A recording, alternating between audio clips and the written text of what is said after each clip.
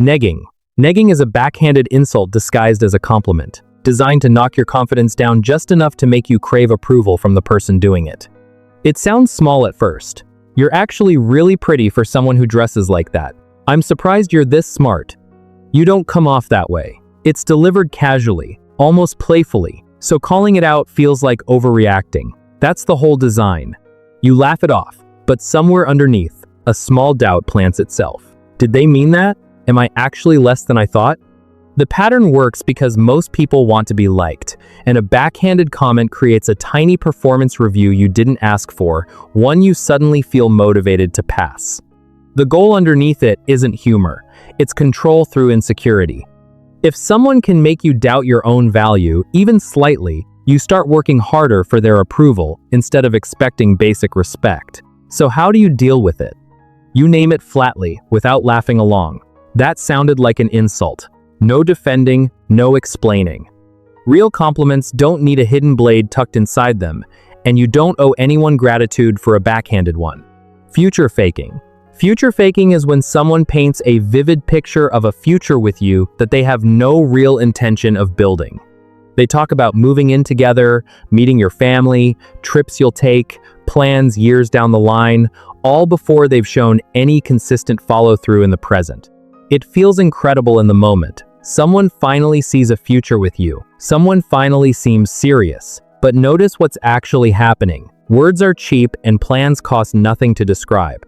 The manipulation isn't in wanting a future. It's in using that imagined future as a hook to keep you patient, keep you invested, keep you overlooking a present that doesn't match the promises. Time passes. The trip never gets booked. The serious conversation never happens. You start defending them to friends who point out the gap between what's said and what's done. The goal is to keep you locked into hope instead of reality, because hope is easier to control than someone paying attention to actual behavior. So how do you deal with it? Watch actions, not descriptions. A future only counts once it's actually being built, one small, consistent step at a time. Anything else is just a story. Moving the goalposts. Moving the goalposts happens when you meet someone's stated expectation, and instead of satisfaction, you're handed a brand new one. You work hard to fix the thing they said was the problem, and suddenly the problem was never actually that thing at all.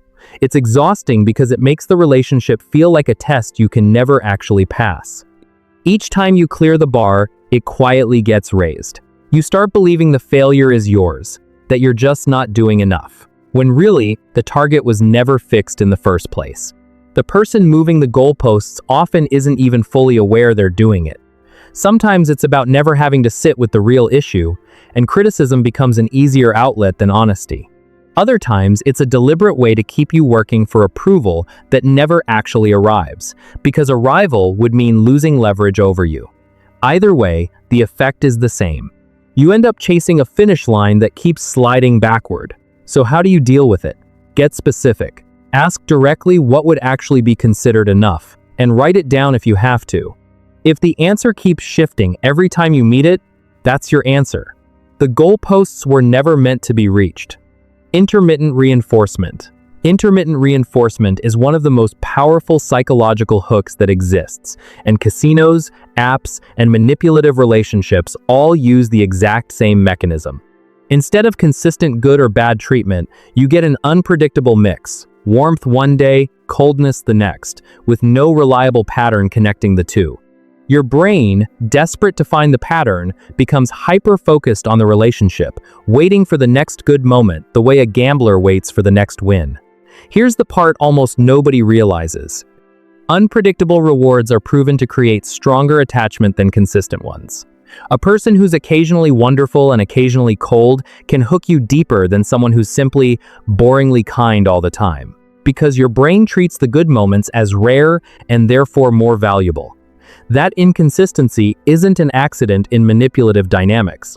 It's the engine keeping you engaged, checking your phone, hoping today's the good version. The goal is keeping you chasing rather than settled. So how do you deal with it? Notice the pattern itself, not just the good moments inside it.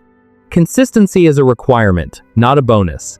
And if you're constantly hoping for the good version to show back up, that hope is doing the manipulating for them. Isolation. Isolation rarely looks dramatic from the outside. Nobody locks a door. It happens gradually, through small comments that make your other relationships feel like a threat. Your friends don't really get us. Your family always takes sides against me. Each comment sounds almost caring, framed as closeness rather than control. But slowly, the people who used to check in on you start hearing from you less. Plans with friends get harder to make. Family visits start feeling like conflicts to manage instead of things to enjoy.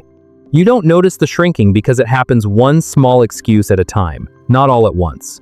The goal underneath isolation is simple. A person with fewer outside perspectives has fewer people around to notice red flags, fewer people to say something feels wrong. Isolation removes your outside mirror. So how do you deal with it?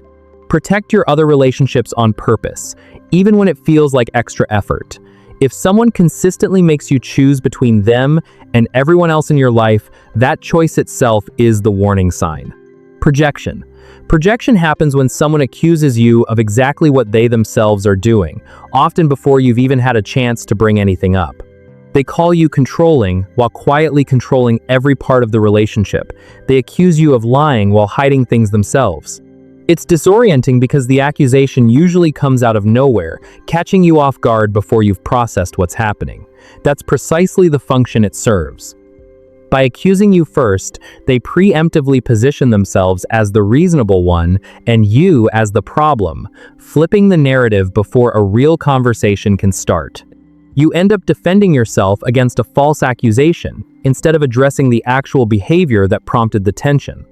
Over time, this pattern trains you to constantly explain yourself, exhausting the energy you'd otherwise use to notice what they're actually doing. So how do you deal with it? Separate the accusation from the evidence. Ask what specifically they're referring to, and if it doesn't hold up, don't let the conversation drift from the real issue just because a counter-accusation got thrown into the middle of it. Weaponized incompetence. Weaponized incompetence is when someone pretends to be bad at something specifically, so you'll stop asking them to do it. They forget how the laundry machine works after being shown a dozen times. They mess up simple tasks just enough that it becomes easier for you to just handle it yourself. On the surface, it looks like harmless clumsiness, maybe even endearing. But watch closely, and the incompetence is oddly selective, appearing only for tasks they don't want to do, while somehow disappearing completely for things they actually care about. The goal isn't laziness exactly. It's offloading responsibility while avoiding the blame that comes with simply refusing outright. If they never technically say no, they can't be accused of not helping, even though the outcome is identical. Meanwhile, you quietly absorb more and more of the workload, telling yourself it's just faster to do it yourself. So how do you deal with it? Stop rescuing the task. Let the natural consequence of the incompetence actually happen instead of stepping in every time, and watch how quickly the skill mysteriously reappears once it's no longer someone else's problem to fix. Every tactic on this list works for the same underlying reason. None of them announce themselves as manipulation. They dress up as jokes, promises, standards, chemistry, closeness, mistakes, or clumsiness. Anything except what they actually are. The moment you can name the pattern clearly, the disguise stops working, because manipulation depends on you not seeing the mechanism underneath the behavior. You don't need a dramatic confrontation to protect yourself from any of these. You just need to notice the pattern early, trust what you're observing over what you're being told, and stop mistaking control for care. Once you can see it clearly, it loses the exact thing it was counting on the most, your confusion. If this helped you figure out where your own habits actually stand, subscribe to the channel and turn on notifications. Thanks for watching, and I'll see you in the next one.